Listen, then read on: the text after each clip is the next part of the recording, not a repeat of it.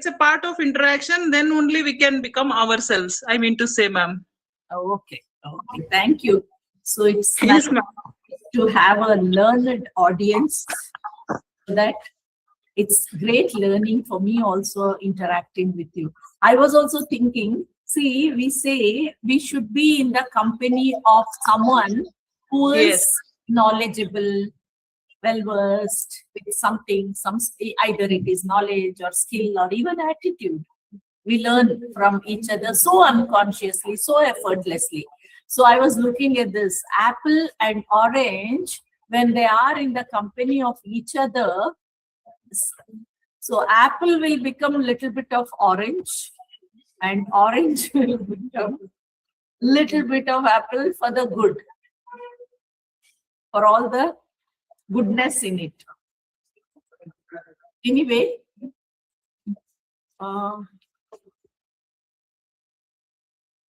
ಯಾವ್ದು ಅಲ್ಲಿ ಮಾಡ್ಬೇಕಾ? ಕೊಟ್ಬಿಡಿ, ಇಲ್ಲೇ ನಾನೇ ಮಾಡ್ತೀನಿ. ನೀವು ನಿಮ್ಗೆ ಏನಾದ್ರು ಕೆಲಸ ಇದೆ?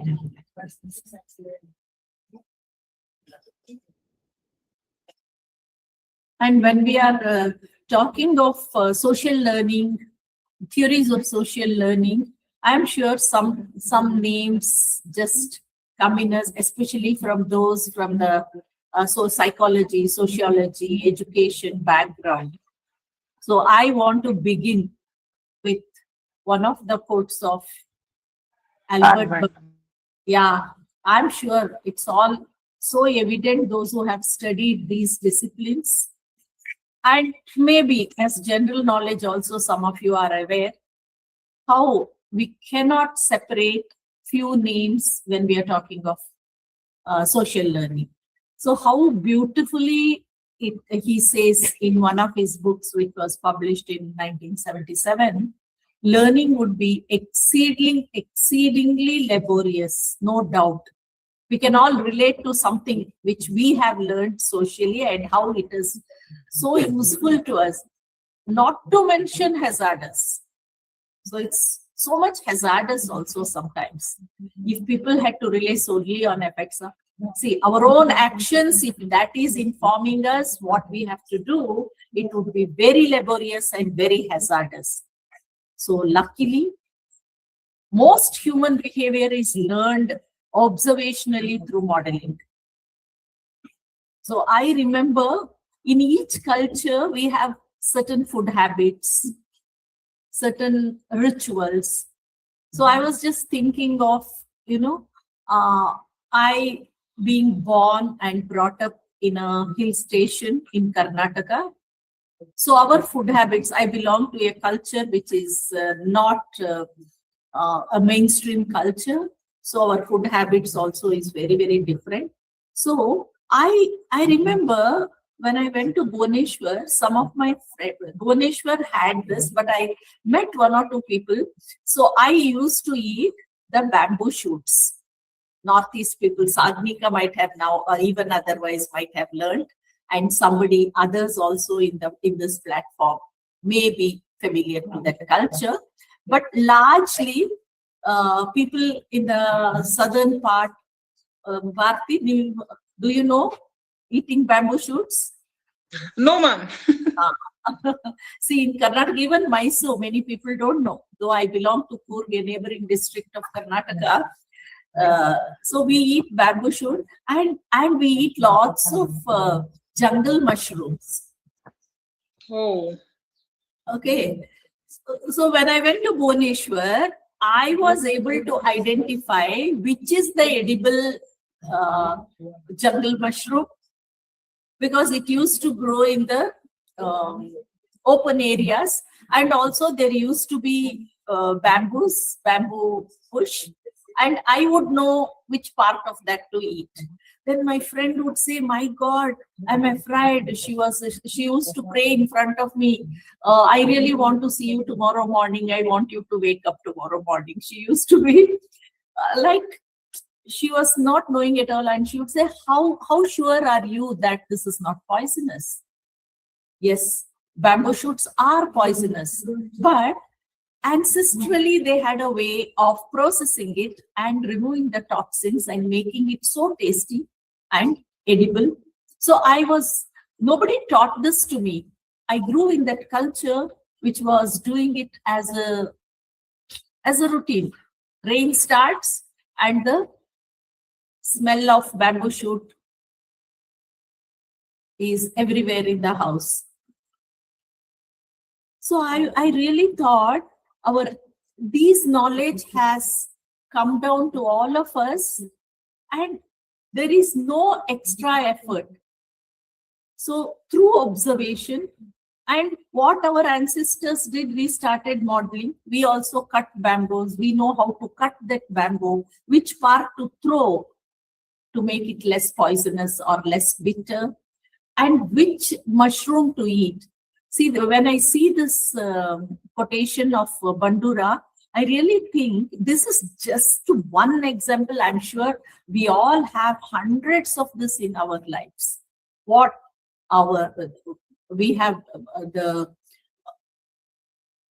legacy we have got from our ancestors, from this society. Actually, we owe a lot to this society because knowledge has come to us so easily with the experimentation and probably sacrifice of many people. So our discussion today is more towards how we make use of this wonderful theory of social learning into our classrooms and how it can be much better. We as teachers and as our students will feel much better if we can connect the socio-cultural context into the learning activities. So very simply, what do we mean by social learning? By now, you know it better, but I just want to draw your attention to the picture. Is there something, the learning environment, what do you see dominantly, that a predominant environment in this picture? Interaction, ma'am. Yeah, interaction. It may be collaboration. Collaboration. Yeah, we are learning from each other. We are learning with each other, and lots of observation and experience. Yes, yes. Yes, yes. Now I think you are more sensitive to the different cultures, staying in a very different location. Yeah. See, cultural homogenization is also such a natural process when we get a chance to be with the other culture. So we become more adaptive and accepting all the cultures because we interact closely, we learn from their ideas and their experiences and see the scientific thought behind that, and we start admiring. So our horizon improves, our life improves if we have this opportunity. And what is that predominantly you see in the picture? An environment, not the physical aspect. Can you see some feeling over there? They're cheerful. They're in a very happy status. Right. Thank you, sir, for observing. See, again, we are able to observe that. See, social learning, one of the best is we say joyful learning, and there are research to show that if the learning environment is joyful, the retention, short-term memory, long-term memory, everything is triggered, and it is much, much better. And we also know how a classroom environment has to be non-threatening. Unconscious fear will prevent us from exploring the further, making sense of some new thing, some difference. It becomes really hard if it is a threatening environment, if there is some fear around. So this picture I purposely put to bring or let us of. I thought I shouldn't forget when I talk about this topic that such a cordial environment is created usually, but we are, as human beings, we are so good at spoiling every environment. One frown One shouting, one aggressive word can change the whole circumstance.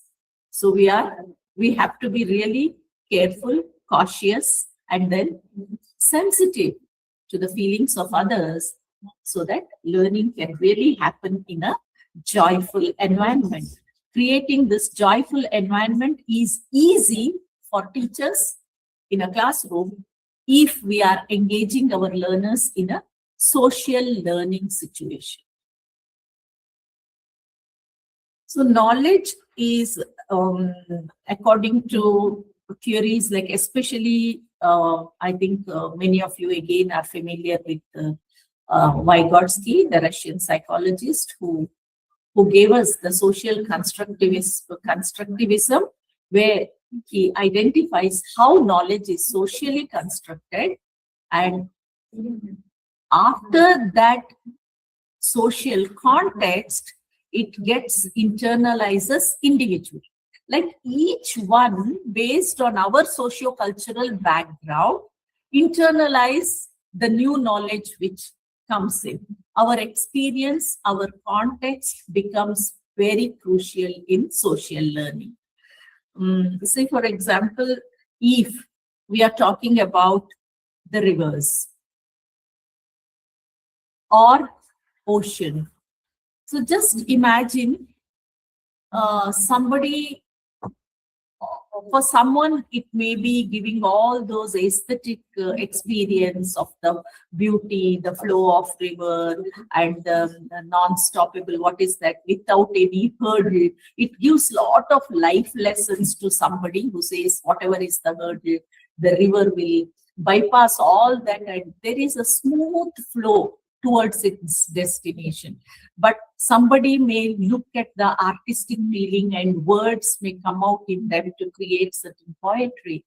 But there may be somebody whose experience of river may be something to do with floods, losing somebody in the family who are very close, and it may give a horror experience also. Imagine, as a teacher, I'm teaching a poem which is signifying the beauty and the relevance of river. And for an agriculturist, river may seem like a lifeline.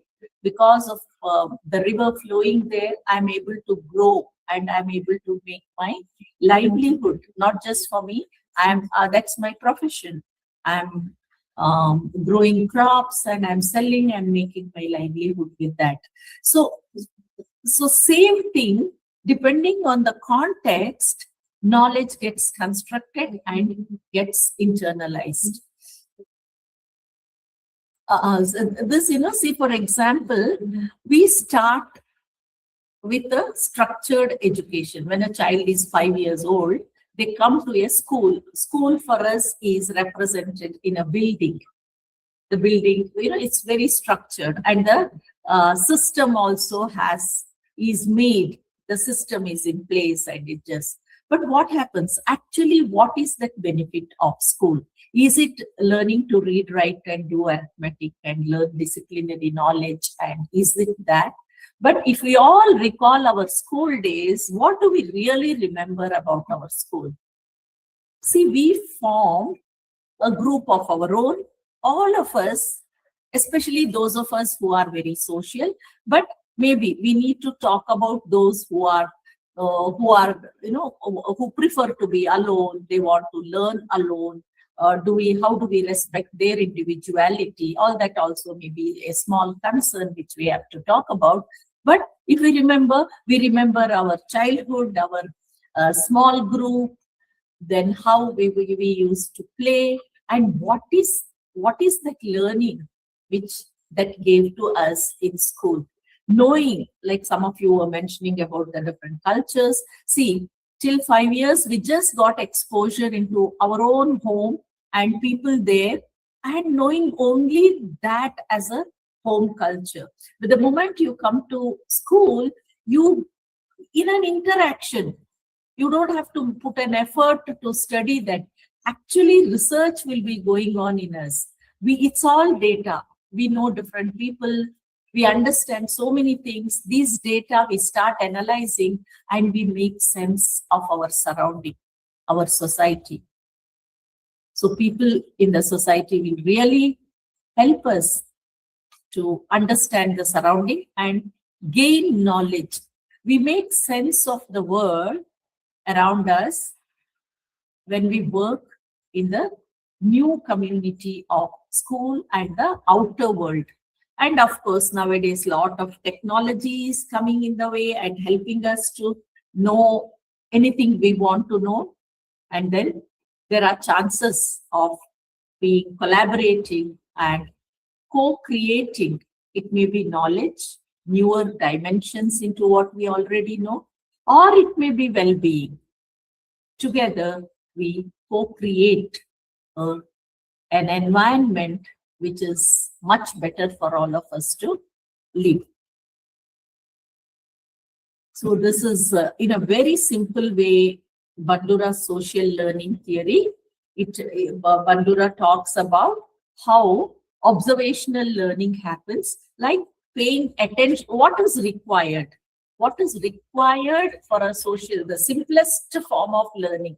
I love this so much because this is cost effective. You don't require additional effort at all, and no planning is required. What's happening around me? I just have to have the attention. I focus my attention. Then it has to retain. I have to retain it. But if it has to become a pattern in me, there should be motivation. It comes in the form of reinforcement. If there is some benefit to me out of that, it motivates for me to act it out that will be reproduced. And similar is the Vygotsky's.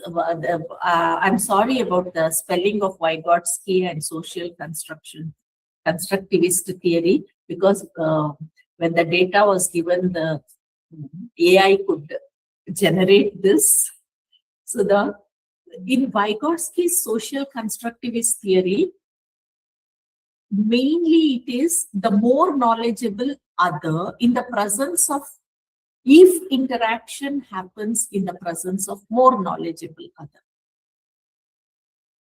What I know, so if we are at the same level, that is where adult, experienced people or experts from different fields, they contribute a lot in knowledge construction and in the learning process of youngsters. So this zone of proximal development it's well known as ZPD and more knowledge. Whenever we think of Vygotsky, MKO and ZPD appear before us because he gives the importance of scaffolding, that is the guided support. This is more important for language and internalization. So it is the zone of proximal development, and the cultural tools also come in way. And Vygotsky's theory is mainly on, it's a socio-cultural context, how important that is for bringing that construction of knowledge and internalizing. So we all know how in our growing up period, our adults around us, initially it was parents and family members. We all know how grandparents had a great role in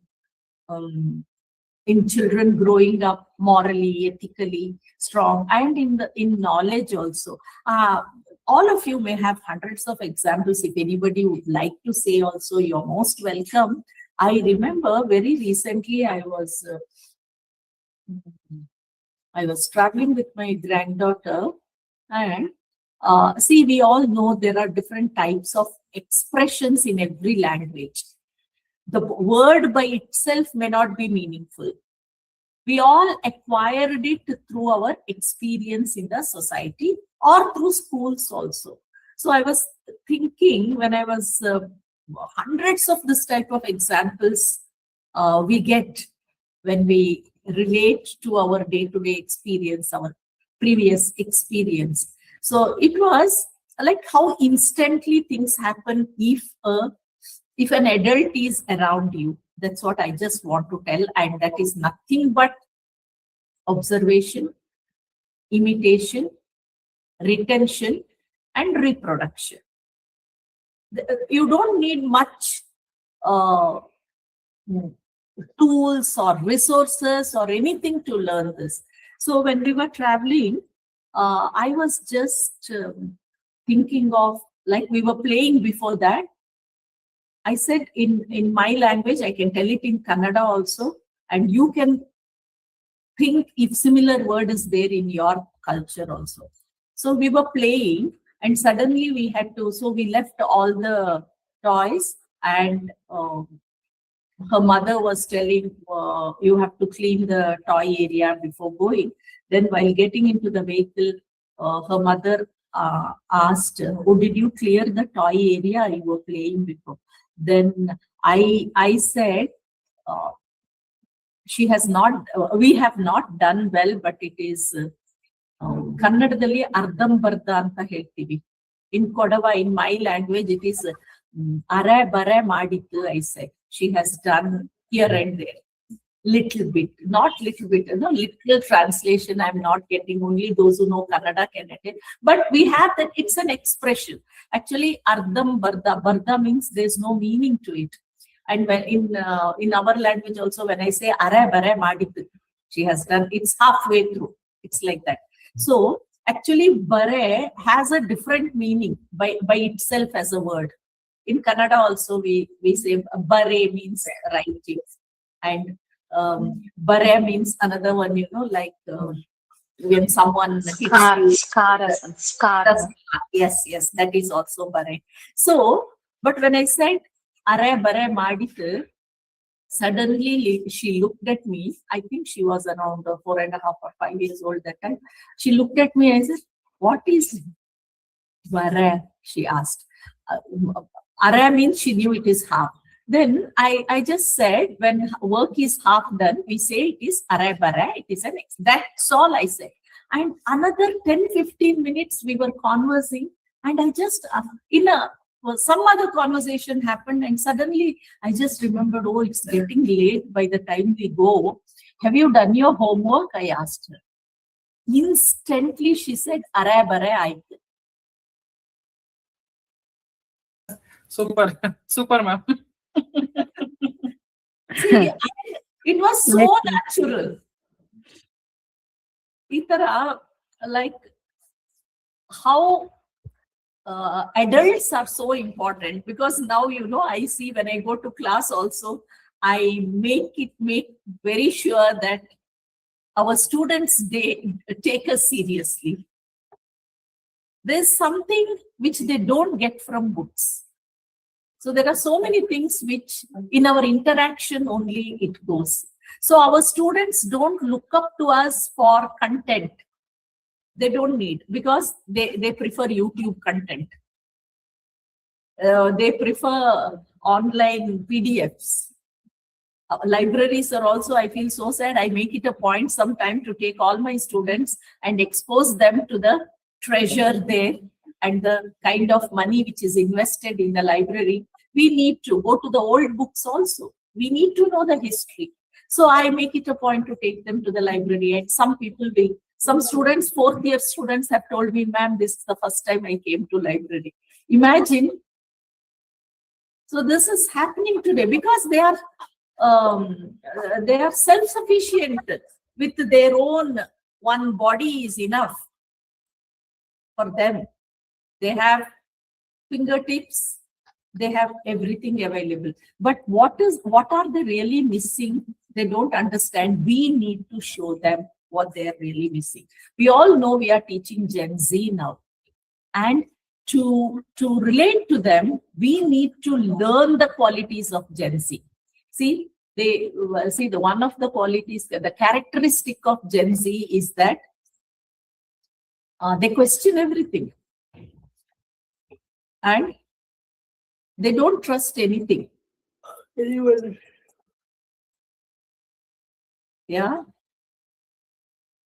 So we need to understand that, and we also become learners with them.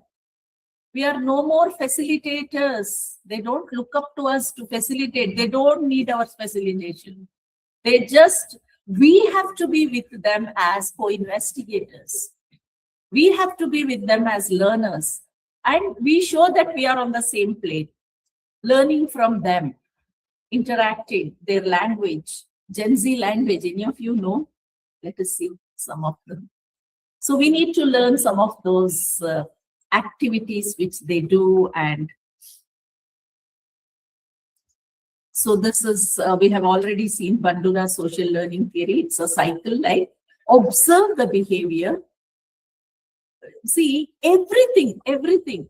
You remember cooking. If you are observing your parents cooking, you don't need any special coaching on cooking. You do it. And I remember, I was thinking, nowadays many people will say, I don't know how to wear sari. So I was wondering, who taught me to wear sari? Parents. We just observed our surrounding, that's all. It was not an additional thing. And I don't know cooking because there is no chance to observe. So observation also, you cannot create, it has to naturally happen. So we have to keep our environment. Our younger generation must be around the adults, because being together, interacting in a very casual conversations teach them a lot. See, observe behavior, then it's so automatic that we imitate. If you all remember our childhood days, we used to have, our game used to be cooking. It was imitation. And then dressing also. We used to dress. For us, the best was parents. We used to take the role of parents and play. And then the next very interesting game was school, because that was our exposure in the young age. So just we used to put one towel like this, like teacher, and then we all have played. And tragically, we used to have one stick also in our hand, in our generation, that was part of school. So we used to, like, imitation is such a beautiful way of that imitation of behavior, and that continues as we go to school, high school. We know how much it need not be the real life also. Many times we observe and imitate our favorite heroes, either from sports field, or the most imitated people are the sports stars or the movie heroes. During our time also the same, and even now I don't think there is any difference. Sports stars, movie stars, are there anybody? Yes, Other than ma'am. who? Yes, ma'am. They take their role model as a film stars, either cricket persons. Yeah. Yes, ma'am. Yeah, that's what I really want to see, if anybody else is like. I think again it is from TV or movies or media, and sports are the most influencing factors even in today's generation. The same was there when we were adolescents, and we start modeling the behavior. It may be the way we speak, the way we dress, the way we use the words, vocabulary. If you are like Shashi Tharoor language, somebody get fascinated. At one time, I used to start imitating his language, but somehow I couldn't keep up. I had to follow it continuously to use those terms. Some things we get fascinated at every stage. Even now, somebody who's contributing, or somebody who's doing well, or somebody who is socially influential, we get influenced by them. We want to model that. We take that and we model the behavior.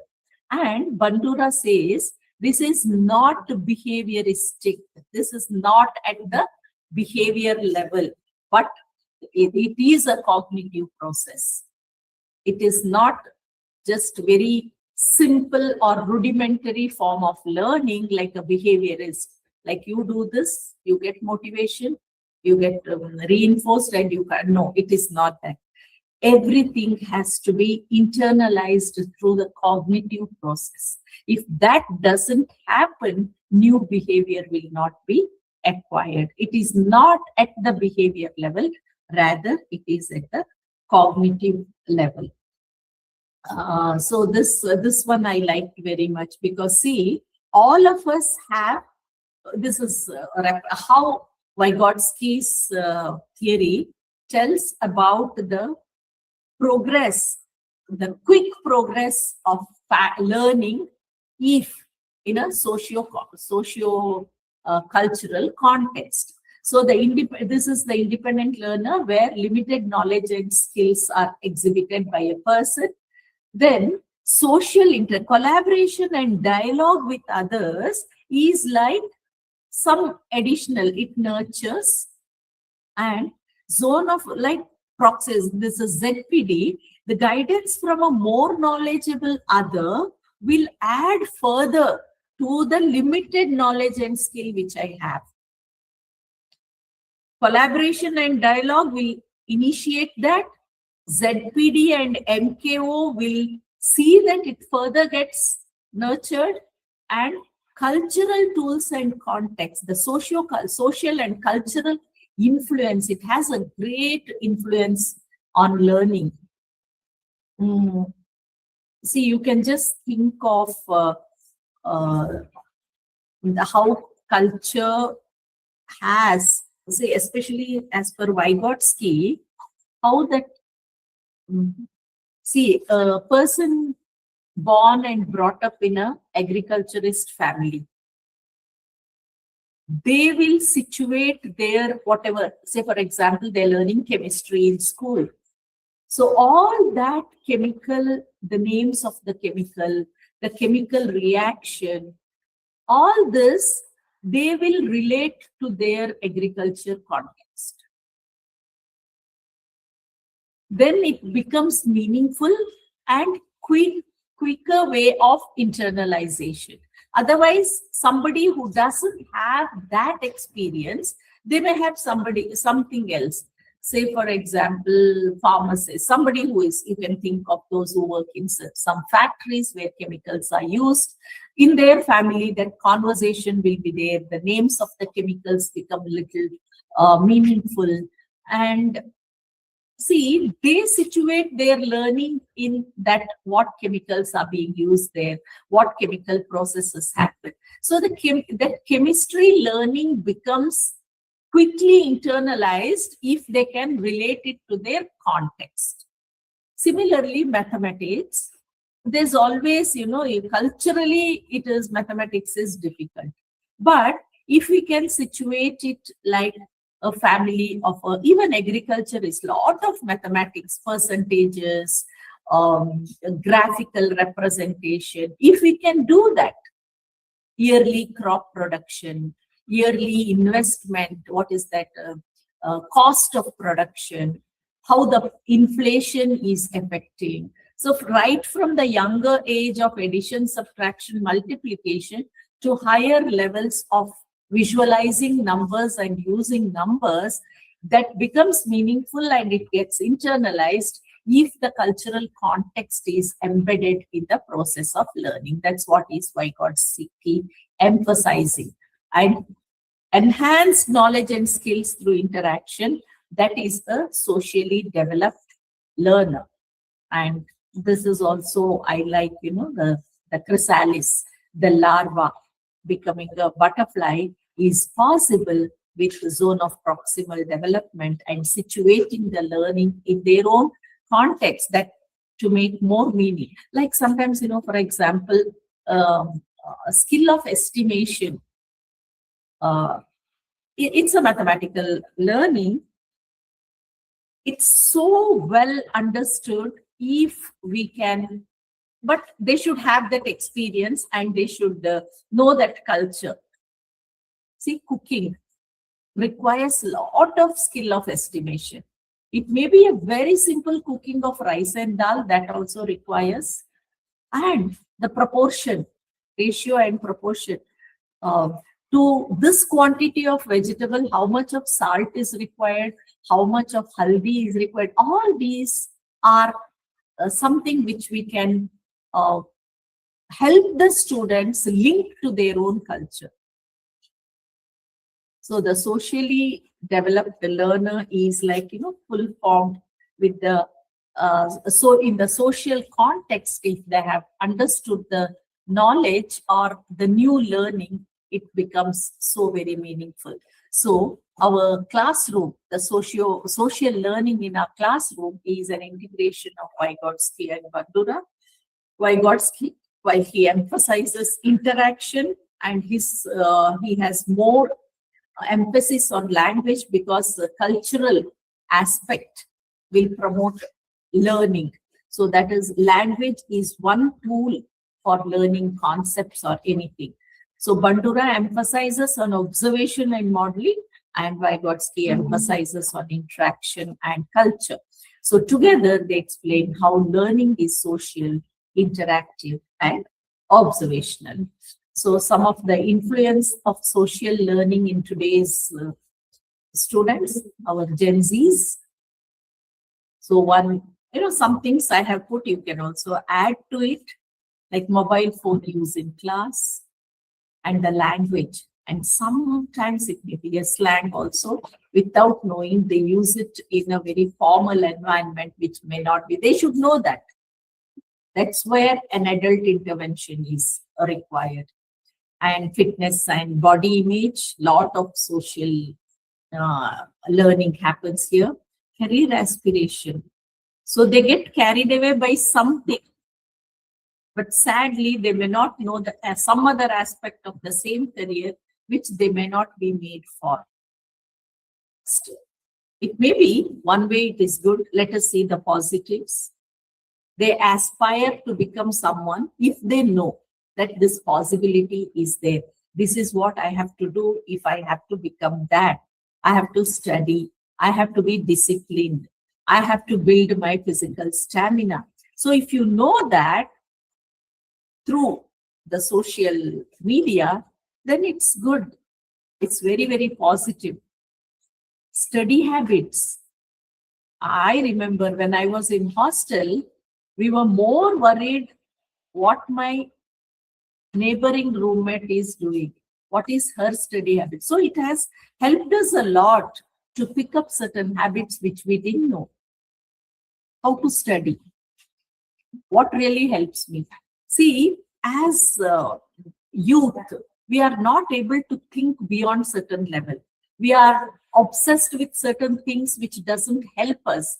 But if you are in a social situation which gives you an opportunity to see, then you start thinking, oh, if I have to do well in exam, if I have to be well placed in life, I need to adapt these things. Till then, you never had a chance to think of it. So our students should be situated, keeping themselves. We have to create that social environment also if we have hostel. Study habits has to be nurtured. Many students do not know how to study. That is why they struggle when the exam is nearing. If we can help them, if we can show them a model, because by observing, they say, just yesterday's newspaper, I forgot the title of that. It shows teachers and reading, something like that. See, we need to model.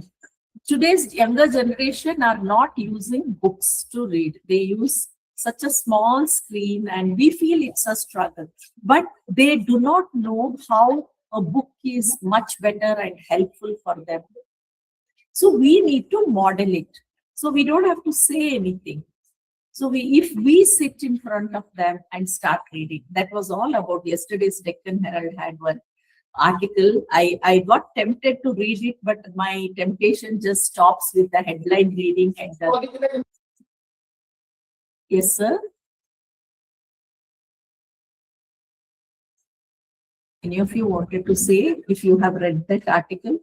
teachers reading, something teachers to read, and something. The title was big. It was a big article, and it mainly showed how teachers, one is being role model to the younger generation, and the other one is, they had a survey like saying all teachers who read felt that their teaching was better. So to improve our own interaction with students, reading has to be promoted. Anyway, study habit is something which we have to create an environment, social environment where modeling can be done. And emotional coping, again, how should we respond in a situation and how not, that also is a social learning. We know how we should not behave in a situation, how we should not let our emotion disturb a situation. A scene will be created and a negative vibration will spread in certain situation if we are unable to handle, unable to regulate our emotions. We learn both social learning, emotional control, emotional coping, how some people could control their emotion just to be appropriate to the situation. Regulate, it is emotional regulation. So such things are very well learned in the social situation. And social media trends, highly easy. And it's like, it gets addictions. Like when someone is doing, what is the trend today? It so quickly spreads. And this cycle is, I think we have already talked. Observe others, how youth watch influencers on social media, imitate the behavior. Youth will really make an effort to copy trends and expressions. Unconscious learning, learning occurs without conscious effort. Sometimes unknowingly something comes out of us if we are highly influenced by something. We don't know that we have picked up this style or this behavior from someone. Then later when we realize, we understand, this is what I picked from this situation. Without my knowledge, I will be influenced by something and I pick it and it comes out. It becomes a trend adoption. So social learning through daily habits, like the learning that occurs by observing others. So actually there is no conscious awareness. We may not be knowing that we are observing, but daily when we are doing, that's what, I was telling how in our homes, we saw our elders wearing saris or cooking, something very difficult, because for us, if you have observed and if you have imitated and if we have repetition was there, we have excelled. I know how quickly I can make certain items, like for me, I should say the roti. But many people find it very difficult. Probably they have not observed, they have not imitated. It's all happening in a day-to-day living, and it becomes a habit. Daily observation is sufficient to get it as a habit. And social media influences, we know the dressing style, language, behavior, all these are so easily imitated and unconsciously. This is just an instance I want to say, like using mobile phones during classes. I don't know how many of your students are using mobile phones in class. See what happens? They start using. So their classmate is a model for them. They think, wow, this is a nice thing. Teacher did not see, teacher did not say anything. And gradually others also start seeing. So I did not try stopping my students from using the phone. Rather, I don't know, I felt we need to do something more interesting to them in the class, which will make them keep the phone away. And I used to tell in between, asking something, find out what does Google say. So they will say something. It's a nice learning chance for me. Very quickly, I would pick certain things. The factual knowledge is very well available in Google. And suddenly, if I remember something, instead of saying, I don't know, I'll just, because all of them have their mobile phones. Let us use the mobile phone as a tool for our classroom. And let us not say don't use mobile, rather we will show how mobile can be a tool for learning. It's only about, and the language, I don't know whether you say it slang. I remember, like my students, they in Teacher Education Institute, we make them practice, like they write lesson plans and they take class before they really go to the internship. And in the class, what happens? It's a situation created, simulated situation where their friends, a small group of 20 will be in one class, and one will take the role of teacher, prepare lesson plan and teach, and the others will be sitting as their students, not as peers. So I observed all these, hey guys. So this used to be the way they address. Maybe then I used to point it out. Is it okay? I don't know. Sometimes, I also think, can I say this? But sometimes I overuse my role as a teacher and an adult, and I tell them, maybe we have to model this, hey guys and all, is suitable when you're talking to your friends outside in a formal setting, because I don't want my students to say they'll enter a job, they'll start working, and in a formal meeting, or sometimes it shouldn't, because that unconscious learning may come out of us in any situation which may not be doing good to them. So we need to, I don't know, we have to caution them. So I saw from last semester's practice, because the third year, fifth and sixth semester, we give them this practice. The same group comes to us for the next, a small group. So I have pointed out everyone's this type of language. Hey, cool. When I pointed out, this semester they're again doing, and I'm so happy. I'm noticing they're still doing, but the moment they say that, they look at me and give a smile. So that means they are in the process of curtailing that behavior. So this is how slowly that also, see, certain unconscious behavior which we have picked, which is not appropriate in certain social contexts, we have to we have to press the undo button sometimes. So, but it doesn't happen so quickly. Maybe 2-3 trials, that's sufficient, and we will be out of it. Sometimes for us also it happens.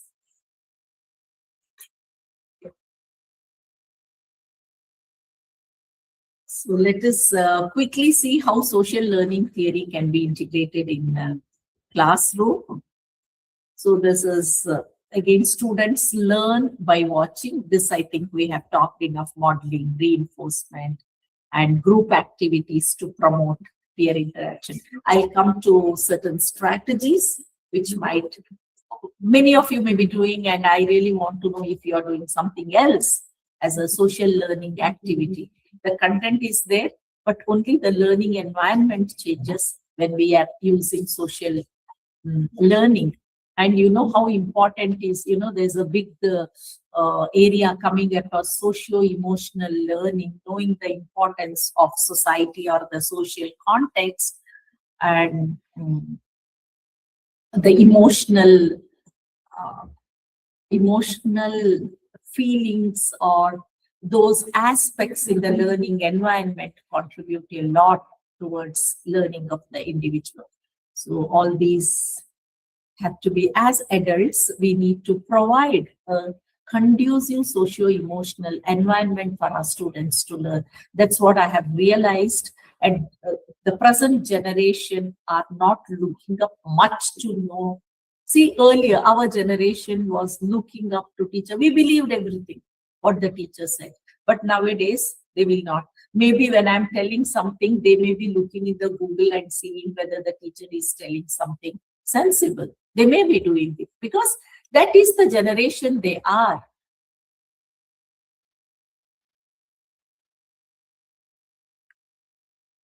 So let's see how social learning enhances classroom teaching and learning, what we can take.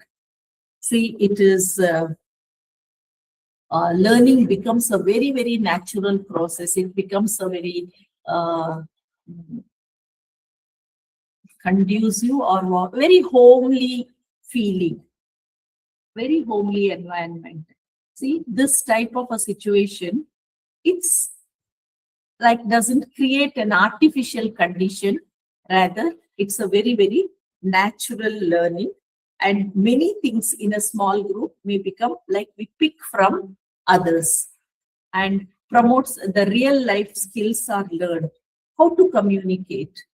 If you create a social learning environment, the real life skills which are very essential, like how to ask for help, how to come in between when someone else is speaking, taking turns, how I should not abruptly interfere or stop someone. How do I take a social clue when through facial expressions? All these are real life skills which we can make our students learn if we create a social environment. And positive behavior is like, the good habits, the values, watching role models. Teachers and peers are wonderful role models, which we can, parents. How social norms are also taught.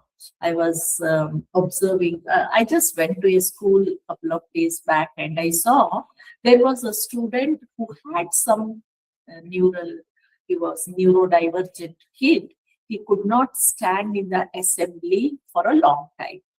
Then I was observing when attention and national anthem in chorus begin, when the command was given, for some time the student, before that he was not able to stand, but for some time the child was able to be in stand at ease. And I was seeing he was just putting his step down and doing the salute, because then later I understood at the end of the national anthem, they all stamp their foot and then give a salute. So that's what the student was doing. Like he couldn't wait till everybody finished. Probably his impulse control was less and he was not able to know the time, how long does it take. So that was happening. So, but don't you think that environment will make the child stay in attention position for some time at least, and slowly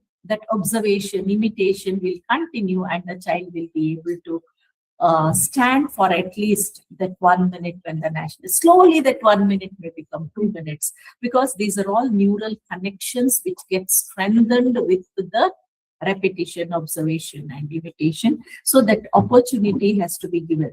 I have to share with you, because one of the participants in a online platform only was sharing once, and I really consider it as one of the best of social learning which a higher education institute can offer to the youth. He was telling, we were talking about diversity and inclusive education at higher education. So a participant said, I come from Maharashtra, and a student came to our undergraduate program to the first year.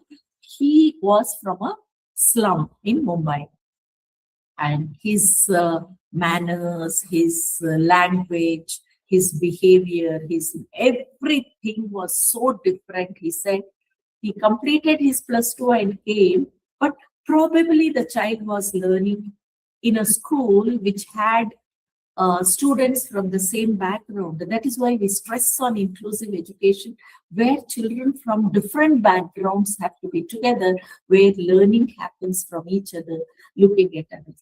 So the teacher said by the time he came to third year, there was visible change in the student. His language improved. His manners were so much sophisticated. Nobody taught. It just happened because that student from slum got a chance to see the other section, other sector of society, and nobody says this is good or this is bad. That is what is a cognitive aspect. I was telling you, it's not just copying, it has a cognition behind it. They analyze and say, probably this is how I am doing and this is a better way of doing. So by themselves, see, without effort, if we can give a better way of life to a youth, why not we promote this type of thing? Why not create this type of environment to all of them and promote inclusion, where children from a different background, from a tribal community or somewhere, will get opportunity to stay with others, or others also get a chance to learn from the child who came from a tribal community. There's a lot of indigenous knowledge with them, which may get to light. The food habit, the nutrition, the nutritious values, the medicinal crops or medicinal plants which they use, all that will get in such a wonderful situation where socially we learn. So these are some of the strategies. Maybe I'll take another 5-10 minutes and think, pair, share. Some of you may be using, because those of us in teacher education, we promote these things where it's a very simple strategy. You don't have to make an alteration in the sitting area or anything. It is very simply making a child think first, then give a chance to pair with another student, discuss their thinking, their thoughts, their ideas, their views on whatever is the topic which we have given. Once they both, two of them, anyone, any peer will get paired with one, and then they talk. When they talk, there may be some insights, and then it comes out, the chance is given to talk in the larger group. So this is a very beautiful process of social learning, where they're not hesitant to talk in the larger group, because there is a convincing factor that both of us thought this. So I'm not alone. I have a company. So I'm not hesitant to tell this. So the others learn, and through many people coming out like this, very innovative ideas may come up, and we may deliberate and discuss on that. These are all ways of knowledge construction. Group discussion, around another 15-20 minutes, I call that. I'm taking a session in NMTTC.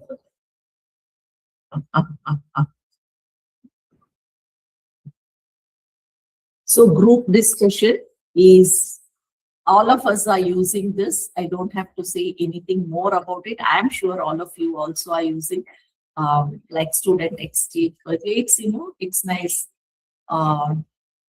Argumentation as a pedagogy we are using here. There may be debates and discussion, arguments may happen, but it's all with the intention of knowing the other's perspective and learning so much with the social interaction which is happening in the group discussion. Peer feedback. Nowadays, MEP also is insisting on before assessment, collecting peer feedback also to reflect on the assessment. So peer feedback is, learning from each other's work. Somebody has done this, somebody has done this, they will give feedback. Either we can again do it in small groups and then larger groups, and then unanimously collect certain ideas. What is that? which everyone can improve their, based on an assignment or something, if feedback is collected. Some common ideas we can get and share it with everybody, and based on these ideas, they can improve their assignment and submit. A great deal of learning happen in this. And passive participation, sometimes this is, we usually don't recognize passive participation also as a social learning. See, social learning theory recognizes passive participation also. You may be simply sitting in a situation, but a lot of learning may happen. Others are sharing. It adds, so again, the cognitive processes will be happening. The work of others, we start appreciating others' work. Internally, we do it, and that gives us so much of, that gratitude comes in us. It's the feeling that generates, and we thank them inside. Maybe we are very passive in that situation, or we may not get a chance to express also. Certain situations will be like that, where, see, for example, participation in certain forums, maybe we are not allowed to speak, but we are allowed to be engaged in the learning environment. That is a very good learning, because it encourages a lot of reflection and it inspires us. This is another one. All of us grew up with this. Our teachers used to show the good handwriting to the whole class and tell all the students and clap. That's really a recognition to someone who has done something good. And it's a way that, oh, if I write well also, maybe somebody, all cannot write so well. I know somebody is good at writing, somebody is good at maintaining the notebook, somebody is good at doing some artwork in the assignment, somebody is good in keeping their school bag and lunch bag very neat and clean. So any area where someone has done something very appropriate, that maybe it's a showcasing the best of work. So it's learning from each other. But one concern or one care we have to keep is, we shouldn't do it to an extent where jealousy is fostered. So it should be done in a very natural way, where our tone, our body language, and our words, everything add to this. It should only to encourage others to also do well. So, but nowadays I'm seeing it becomes a part of, oh, what is that great thing he did? This type of reactions are generated if we as adults are showing it give undue attention to it. It should be very moderate. How much is required? What language, what tone, and what expression we should have. It depends on all these things. We as adults should be little careful in using this. I like this very much. I didn't know when I was preparing for this only. I came to know there is something called brag sessions, but I use it. I didn't know it's called as brag sessions. Giving space for students to share their achievements and accomplishment. So I am teaching guidance and counseling to a batch of students, and I had asked them to share one instance where they were of great help either to their peer or a family member or a stranger, because we all get chance to be of help to others. Sometimes what we do may be a very small thing, but it may be of great help to someone. So if there is any instant, what is that which you did, which helped others, and how did you feel about it? This was a question. My intention was to make them aware that there are instances, there are circumstances when people look up to others to help. So they started slowly, like, daily 3 or 4 students for first 10 minutes, they started sharing. And they were also happy to do it. And we are also enjoying in the class with their experiences. And lot of learning happens, that where opportunities come to us in the form of helping others. So It's, I don't know if you are aware of it. It's called as, nowadays everything is named brag sessions. Even when tsunami comes, we will name it and then only we'll start running to safety. So that is how everything we do can be named. And this is another best part here is that we start appreciating others openly in a huge class. So each one appreciating others, that becomes a habit, that becomes a positive environment and a positivity, positive thinking developing within me also. And this is also, this one also I liked. We also do it like Amma. It is ask me anything. It's not AI which is saying. The best example I can give here is we put our students to internship or school experience activities. So different levels of faculty sit as a panel. It's like a panel sitting. I have a different experience. My colleague has a different experience. One more colleague has a different experience, and we have different perspectives to it also. So when a student will have 100 questions before we put them into an internship or a school exposure activity. So they will come up with question. One person's question is answered to hundreds. So that puts them at ease. And faculty sitting will give multiple perspectives. So that way, this is also one way we can use in the classroom. Like we don't have to go as a single teacher. We can go as a team. We can either 2 or 3 of us can go to the class and ask me anything, a topic. For example, NEP 2020, which has come up new in Teacher Education Institute. We are talking much about it. And NCF, foundation stage and school stage, both has come up.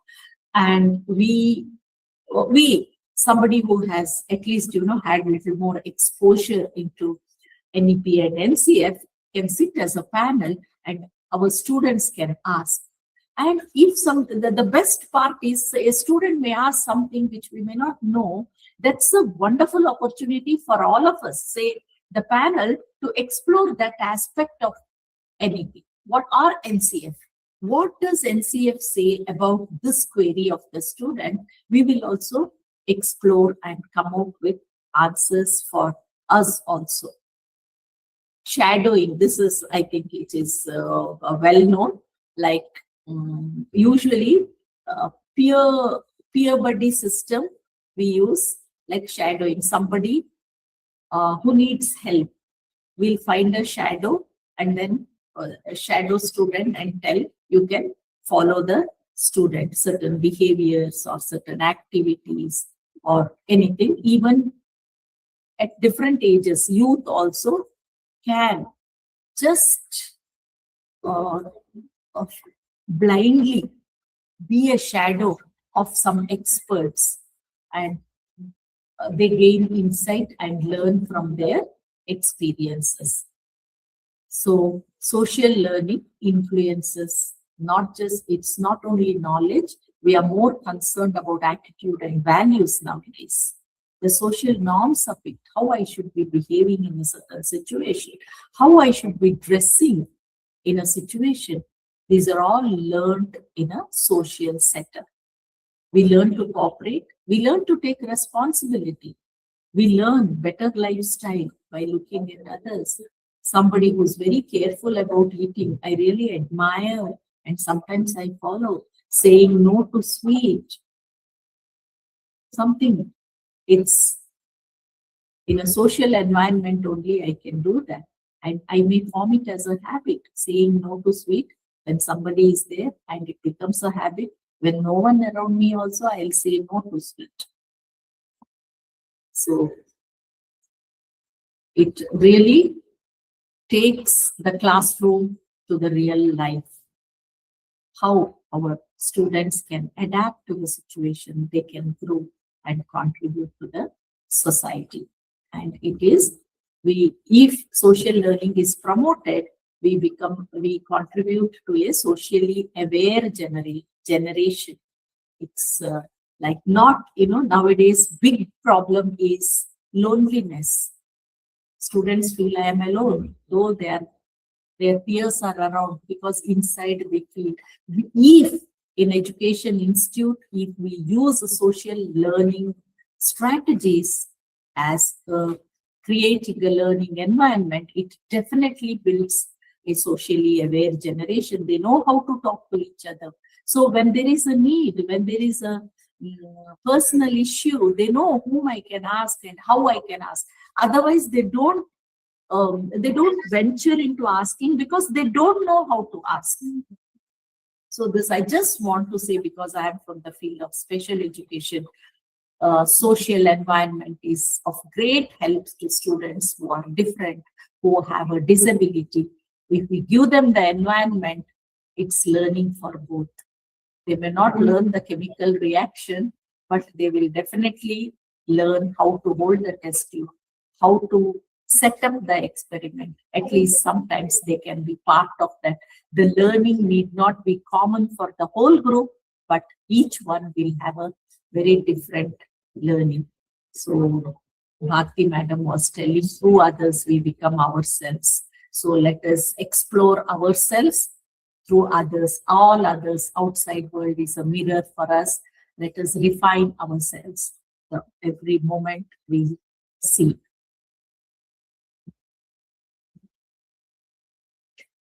Stop sharing illi ಮಾಡೋದು ಮಾಡ್ತೀರಾ? Should I do here?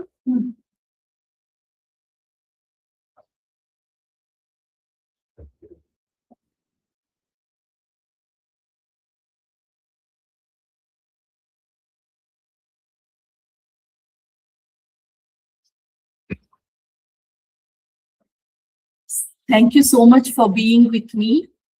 I usually don't take so long, but today it went on a little long. If you have anything to share your views and your own experience, you're welcome.